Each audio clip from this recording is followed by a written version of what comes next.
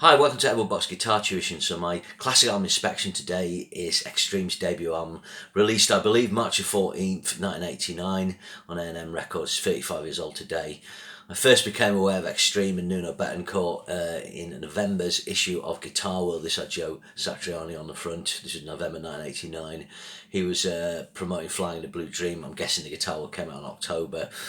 So I dug around. I think I might have found a Kerrang review, but I'm not sure. But anyway, I went to my local record shop in the music shop Windows in Newcastle.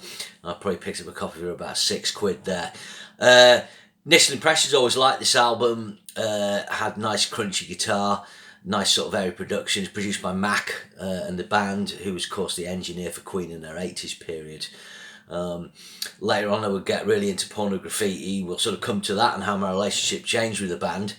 But let's have a track, a troll through the album. It actually sold 300,000 copies, which today would be amazing. Back then it was considered enough to give the band a second shot, so to speak. So the original vinyl lasted about 41.5 minutes. You didn't get the track Play With Me on the vinyl, you got that on the cassette. Whether it was issued on CD at that time, I'm not sure. So Opens Up With Little Girls, this has got a bit of harmonica on it actually. I think it might be played by Nuno's brother, yeah. This is a good track. It's got like really crap lyrics, but it's got really nice crunch guitar. It's got a really kind of good slinky groove. Obviously Extreme were kind of renowned for their groove and their funkiness at times. Again, we'll sort of get into that. Cool solo by Nuno. Nuno's tone on this, he always had quite a kind of thinnish biting tone that had quite a bit of fizzy gain but a lot of clarity. He would use a lot of sort of kind of muted runs and things like that, and that sort of comes up on this track. After that you got Wind Me Up. I mean, these are both short tracks under 4 minutes. Again, lyrics are bad. I quite like the song though. It's catchy. Again, it's got a cool little lead break by Nuno. The third track is probably one of the standout cuts on the album, and a track they would play live after this album when they were doing tours for other stuff, and it's Kid Ego. Again, this has got a really good hauling sort of power chord groove. It's just over 4 minutes. Nuno does quite a distinctive kind of little lead break in this, where he uses sort of Mixolydian flat 6 mode, which he really likes. You probably heard me mention this before. So this is a good track. It's definitely one of the best tracks on the album. Then you got Watching Waiting. It's quite interesting, more interesting lyrics on this. Again, he kind of uses a bit of sort of Mixolydian flat 6 vibe on the solo. It's quite epic. The lead break on this, nice sort of big harmonised chorus. So Extreme are quite well known for their vocal harmonies as well. Nuno, good singer as well. I think Pat Badger did the backing vocals as well. And then side 1 on the original vinyl finished with Mother brackets Don't Want to Go to School Today. So this is their Unchained type riff. It's in the drop D tuning, I think. And Nuno does a solo spot at the start where he hits a whammy with some big, well, it starts off with like a clean tapping bit, sort of across 2 strings, kind of trademark Nuno.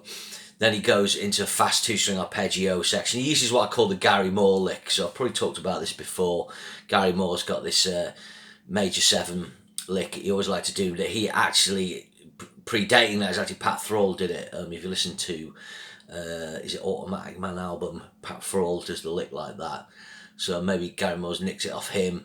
Loads of people have copied it. John Sykes used it a lot. Phil Collins of Def Leppard. Steve Vai kind of did a tapping variation on it. Basically what he does, he kind of evolves this from the major 7. He moves up the minor 7, major 7. Then he goes into a cool kind of tapping thing. Again, using some of his favourite modal changes. It's a pretty cool little solo spot. It's quite interesting. Quite heavy sort of gain on the sound. You can really hear his pick clicking. It's kind of got a slightly different tone to the rest of the solos on the album. There's also a bit he flicks the whammy. So I think, this time, like Nuno's techniques he's using, he's got the kind of little bits of sweeping, he's got the tapping, he's got the fast alternate picking. the whammy dive bombs, the flicking the whammy and so on. He's doing all the techniques that guitarists are doing at that time, but he's got his own little spin on it. Next, side 2 open with Teacher's Pet. This has got a really good riff. I really like the riff on this. It's got like a sliding dominant 7th. Again, it's pretty groovy. There's a cool kind of double stopped harmonic tapping thing. Then the album just starts to tank on the next 3 tracks. Big Boys Don't Cry, Smoke Signals, Flesh and Blood, are not good tracks at all. In actual fact, just look at my notes here, the opening of Flesh and Blood starts with a kind of acoustic pick thing, and he's clearly inspired by Van Halen's Take Your Whiskey Home.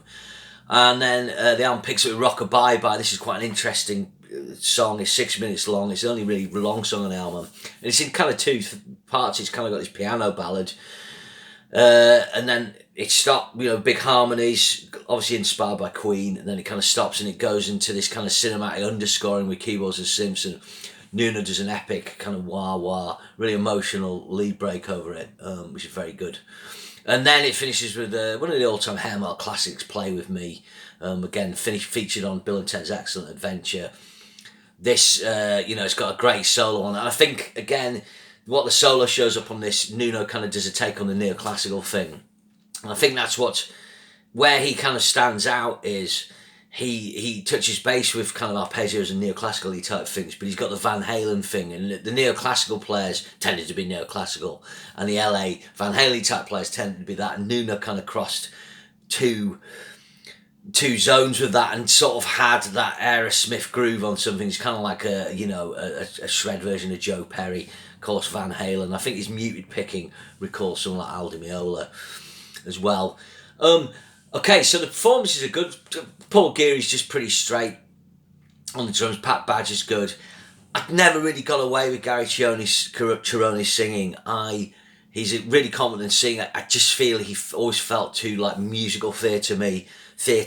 If you watch the footage of them at the Freddie Mercury tribute concert and watch Gary Cheroni's performing style, it's like he's in the cast of We Will Rock You to me. So my extreme journey, obviously after this album, Porno Graffiti came out. So I got this album November, October 89. So I had to wait a while, August 1990. So I would say, I liked the first album. I wasn't wild about it, but I really, really got into Porno Graffiti.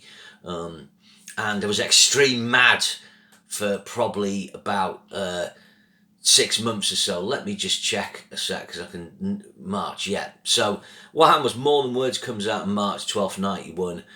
Extreme get a lot bigger. I like the More Than Words tracks prior to this, but then they were kind of everywhere. I even remember them being on Top of the Pops, and the presenter mentioning how Nuno was the new guitar hero, which just really puts into perspective how big Nuno got. Nuno was as big as Vai or Satriani.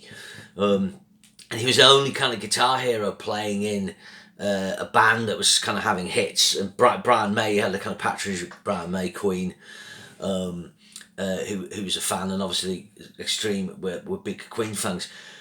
But I think looking back at the Porno Graffiti album, I felt like production-wise the guitar was quite abrasive, more abrasive, and they kind of really stretched out. They had songs like When I Kissed You, More Than Words, Wholehearted.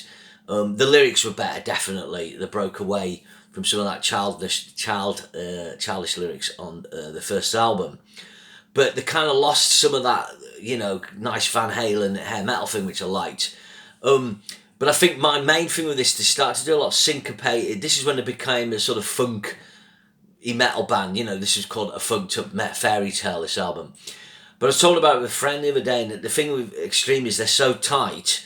Whenever they do offbeats, onbeat syncopation, it's almost too tight that it's not funky. If you listen to something like Chic or funky stuff, really funky stuff, what it does, it operates in a pocket that isn't too jagged. And what I mean by the pocket is you got your onbeat, you got offbeat, and it's how you space that onbeat and offbeat.